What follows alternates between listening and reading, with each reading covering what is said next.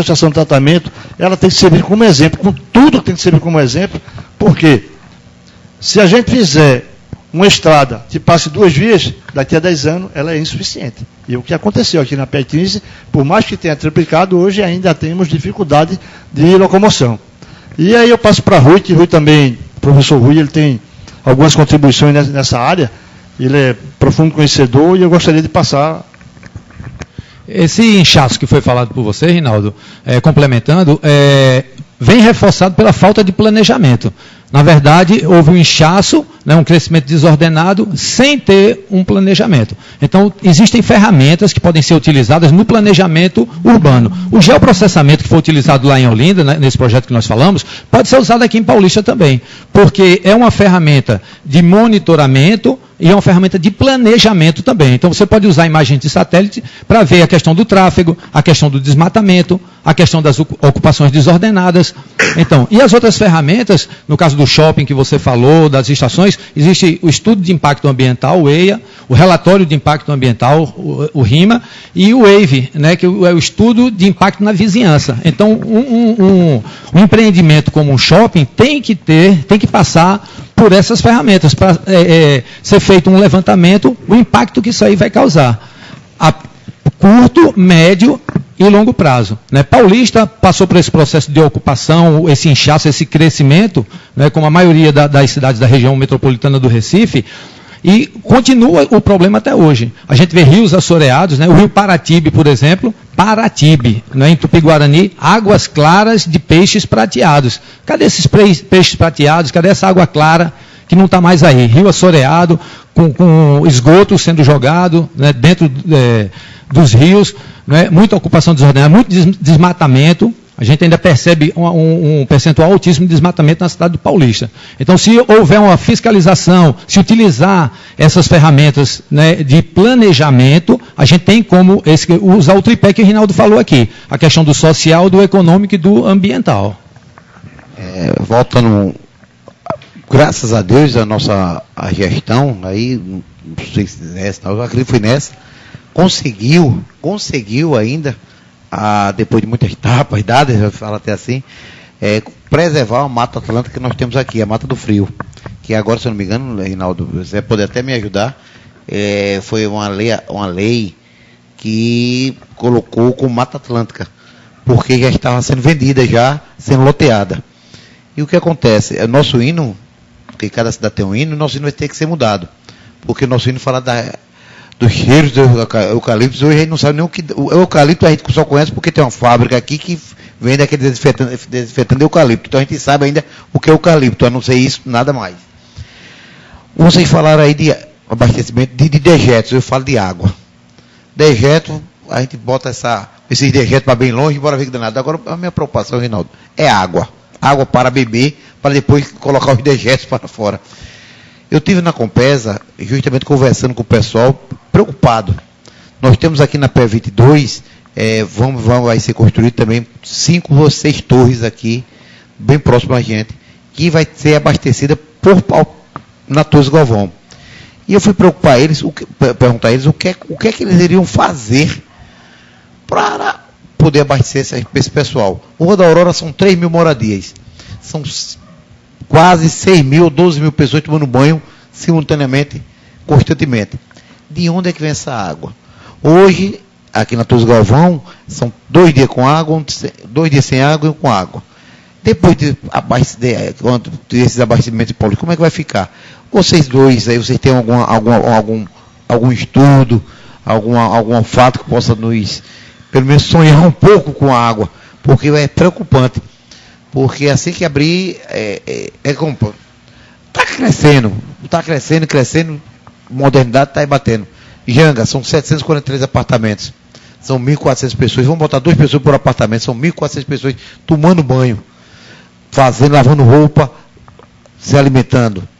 Aqui, 3 mil moradias, aqui na Torres. Então, existe algum estudo sobre, já que você é geógrafo, algum estudo com água, esse abastecimento de água, como é que está o reservatório nosso, como é a preocupação de vocês aí, que eu acredito que para mim, que eu só faço tomar banho, e é preocupante, imagina para você que estudou para isso.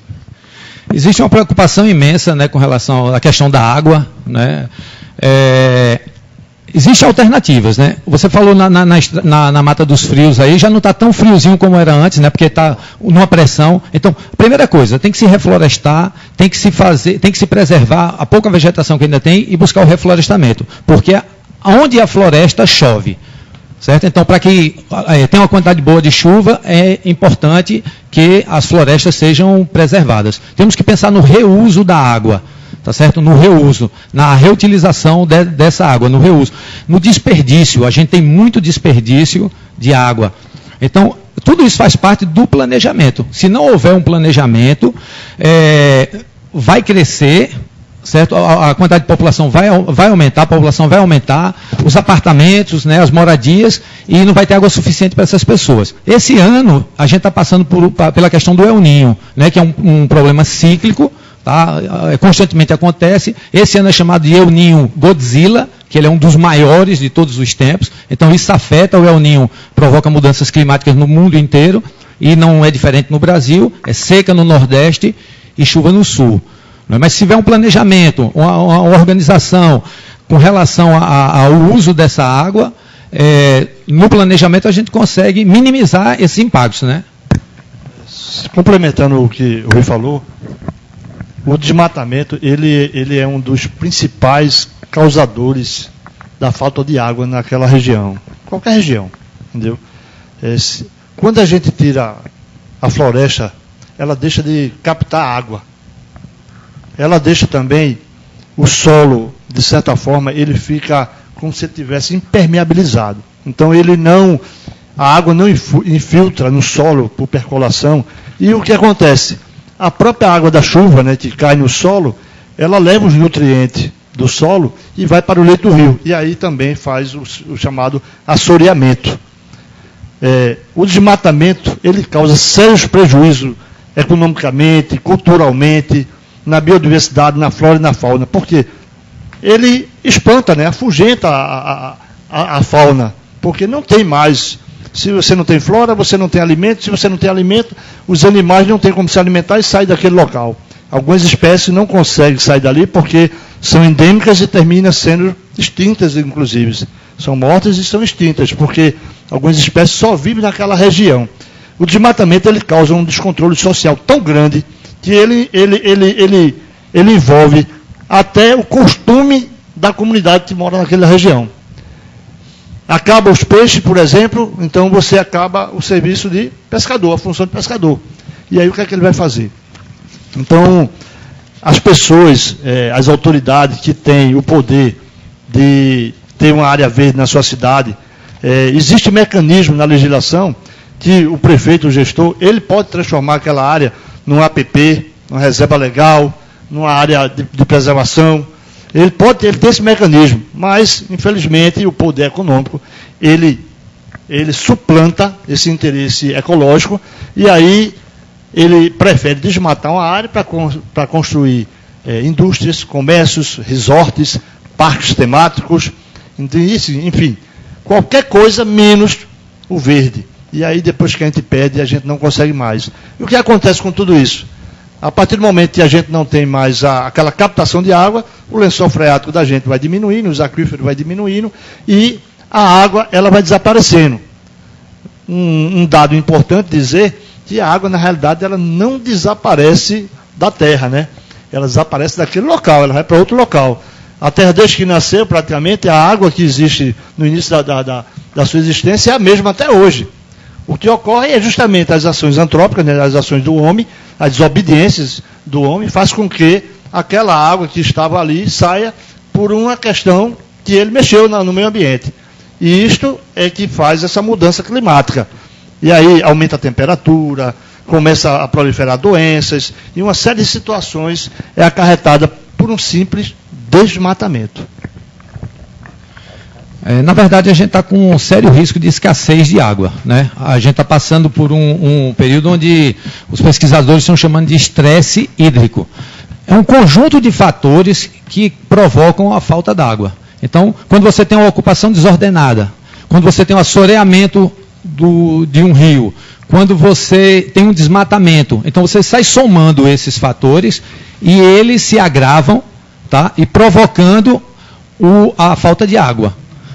Alguns levantamentos sobre as nossas barragens, né, os nossos reservatórios, a maioria dos nossos reservatórios, eles estão com nível abaixo da capacidade. Tapacurá, inclusive, começou a utilizar o volume morto. A gente ouve muito falar em São Paulo, volume morto lá em São Paulo. Tapacurá está começando a usar o volume morto. Né? A barragem de Botafogo, que abastece Paulista, não tem 25% da sua capacidade de água. Né? Não chega a 25% da sua capacidade. Então, todos esses fatores juntos agravam, trazendo um estresse hídrico, né, uma pressão muito, um risco de escassez, realmente, junto com o El Ninho, né, que já foi falado aqui. Jucazinho, inclusive, né, Santa Cruz de Capibaribe está com 4%, 3%. Eu ouvi falar que são 28 dias sem água e um dia com água lá. Exatamente. E manda um abraço para você, Lúcia Pedrosa, disse: parabéns ao debate, sou fã do professor, forte abraço a todos. Paula Soares também manda um abraço para os debatedores. Diga uma coisa, professor e meu amigo Rinaldo. Vamos sair um pouco paulista, partir um pouco para, você falou aí, abastecimento de água. O que é que poderia se fazer em nível de Estado realmente? Governador do Estado. Vamos botar um de vocês, regaça a ser o nosso governador do Estado.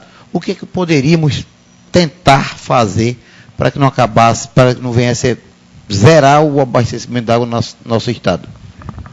Como professor, né, o primeiro investimento seria em educação, tá? Porque o que tem feito, né, os nossos governantes com relação à educação, e tudo isso que vem acontecendo, questão de desperdício, questão de não ter uma consciência ambiental, ecológica, né, de preservação do meio ambiente, tudo isso passa pela educação.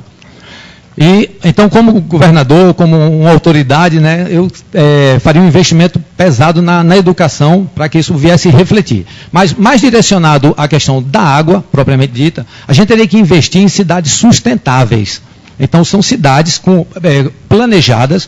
Na verdade, que você fizesse um monitoramento, você fizesse um planejamento para evitar desperdício, maximizar a utilização da água, tá certo? Fazer reflorestamento de determinadas áreas, zerar o desmatamento, ou pelo menos minimizar ao máximo o desmatamento que vem ocorrendo, e fazer o reflorestamento naquelas áreas que foram desmatadas. Mas o reflorestamento com árvores nativas, isso é um negócio importante. Muitas vezes você aterra um manguezal e faz um reflorestamento com Mata Atlântica. Mata Atlântica é muito importantíssimo, é um ecossistema maravilhoso, riquíssimo. Só que para substituir um manguezal, você tem que ter um novo manguezal. Esse não tem como fazer um reflorestamento, é mais difícil. Não é, consegue, mas é mais complicado. Se tirou Mata Atlântica, faz um reflorestamento com Mata Atlântica.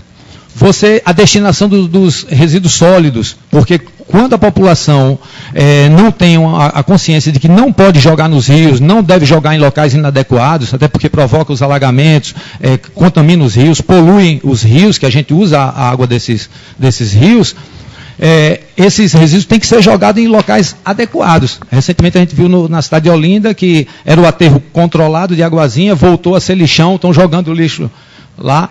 Então, você tem que ter um planejamento com relação a tudo isso, investindo no potencial que a cidade tem, principalmente com reflorestamento e com o monitoramento com relação à utilização e evitando o desperdício. Orientando a população, educando a população, desde as crianças até os mais velhos, para que não desperdicem a água e use com consciência, não varra as calçadas com um jato d'água, que lave seu carro com um balde, entendeu? Para poder economizar e assim a gente conseguir ter uma gestão de maior qualidade. Esse também é meu pensamento. Eu acho que tudo passa pela questão da educação ambiental. Se não tivermos educação ambiental, se a gente não mudar a consciência ambiental, a gente não vai chegar a lugar nenhum. Não adianta a Aldemir, não adianta a Rui ou o Rinaldo fazer isoladamente. Todos têm que fazer em conjunto. Tem que fazer sociedade, instituição, todos coletivamente, fazer ao mesmo tempo, inclusive. Então, as instituições, os governos, os doutores da lei, eles que têm o poder de implantar, de iniciar, percutir, eles têm que implantar essa consciência ambiental. Agora, você falou, se a gente fosse governador, o que é que eu faria? uma das coisas que eu faria, na realidade, eu faria o seguinte: uma das medidas é tirar as pessoas dos locais ribeirinhos. Isso aí é fundamental, tirar próximo aos rios e fazer o reflorestamento daquele rio. Por quê? A gente tem que preservar as margens dos rios, tem que preservar as matas ciliares. Inclusive a mata ciliar, né, não é ciliar. É curioso o nome ciliar, porque ciliar lembra o cílio, né? O cílio protege o olho. Então a mata ciliar é uma mata de proteção daquela margem do rio. Então a gente tem que fazer isso e pegar aquelas pessoas, tanto o sistema habitacional que está sendo feito aí pelo governo federal, é alocar essas pessoas e não deixar mais invadir. Não adianta tirar aquelas pessoas das palafitas, dos locais degradados, colocar em locais habitacionais, né, populares, e depois deixar outras pessoas retornarem àquele local. Ou seja, não vai fazer nada. É chover no molhado, como se diz. É limpar essa área, revitalizar essa área e preservar mesmo. Entendeu? Rui fez o trabalho lá em Jardim Brasil, ele fez o trabalho não só em sala de aula, mas fez o trabalho em loco. Ele foi, visitou os canais, tirou foto, verificou, pegou o canal todo sujo, com floração, né? E depois pegou, a prefeitura também fez uma limpeza, ele tirou foto. E é um ambiente totalmente renovado, parece até uma outra cidade, um outro bairro. Você pega o canal totalmente poluído e depois a prefeitura vai limpa quando você tira foto. É espetacular você ver renascer novamente aquele canal, aquele rio. E aí as espécies começam a voltar, você percebe as plantas voltam, os animais voltam. Uma das coisas que está acontecendo no mundo, Rui, fugindo um pouquinho do assunto, é a questão do desmatamento que está acabando com os animais polinizadores. Isso aí é muito importante, porque esses animais polinizadores, a gente acha que matam uma abelha, matam um besouro, uma coisa, pensa que é uma coisa comum, mas não é. Recentemente, na Europa, teve um camarada que ele tinha uma fazenda de abelha, teve que exportar 4 milhões de abelhas para uma fazenda, porque senão não ia ter abóbora, não ia ter alimentos na Europa. E veja bem, uma abelha, e a gente vê uma abelha aqui e quer matar. Então a gente tem que mudar a forma de ver o meio ambiente. Antigamente a gente tinha um sistema antrópico, e hoje a gente tem que ter um sistema biocêntrico. Ou seja, o homem ele faz parte inteiramente da natureza. A natureza não é nossa, nós é que fazemos parte da natureza. Então, se eu fosse o governador, eu implantaria a educação ambiental de uma forma bastante eficaz, colocaria isso como matéria curricular de forma bastante exigente, para mudar o conceito. Essa questão da água que Rui falou, a questão de você lavar a calçada com água, é um desperdício do tamanho do mundo. Quando você lava a sua calçada, quando entra em casa, liga o repórter, aí veio o camarada lá no sertão com um balde de água no barreiro. Aí, será que não bate um arrependimento das pessoas, não? Será que não bate uma tristeza no coração, não? Você acabou de gastar 50, 100 litros ali, de forma totalmente absurda, e a pessoa sábado eu vi uma reportagem de uma senhora